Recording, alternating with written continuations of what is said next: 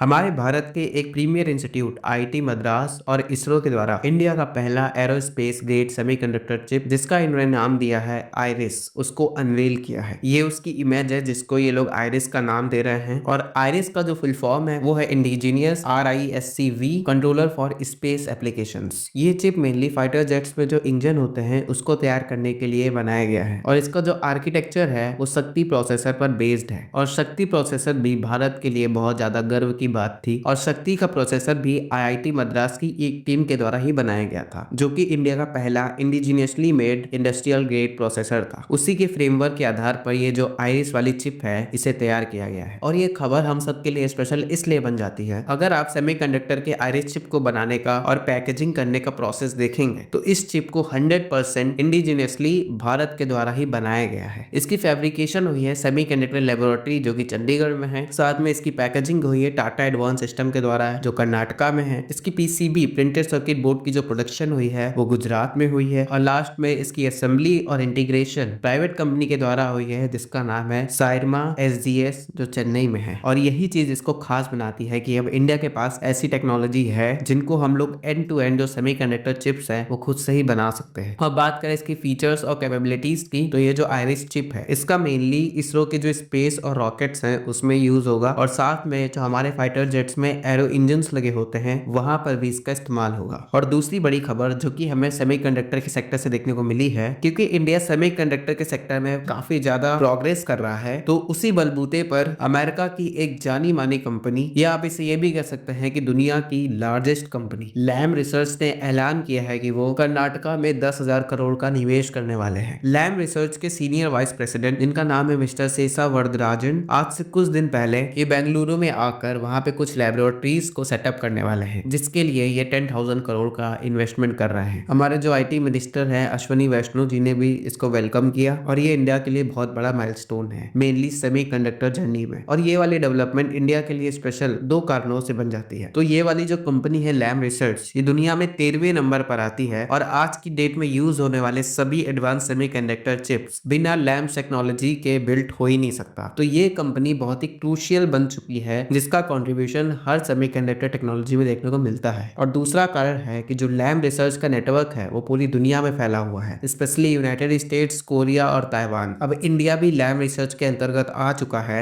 यानी कि अब इंडिया भी इस ग्लोबल सप्लाई चेन का हिस्सा बन चुका है। और वैसे इंडिया ऑलरेडी सेमीकंडक्टर चिप में एक्सपर्ट बन चुका है, क्योंकि पिछले साल खबर सामने आई थी कि टाटा इलेक्ट्रॉनिक्स ने सेमीकंडक्टर का जो एक्सपोर्ट है वो चालू कर दिया है। आप इस डेवलपमेंट के बारे में क्या सोचते हैं नीचे कमेंट सेक्शन में जरूर बताएं। धन्यवाद।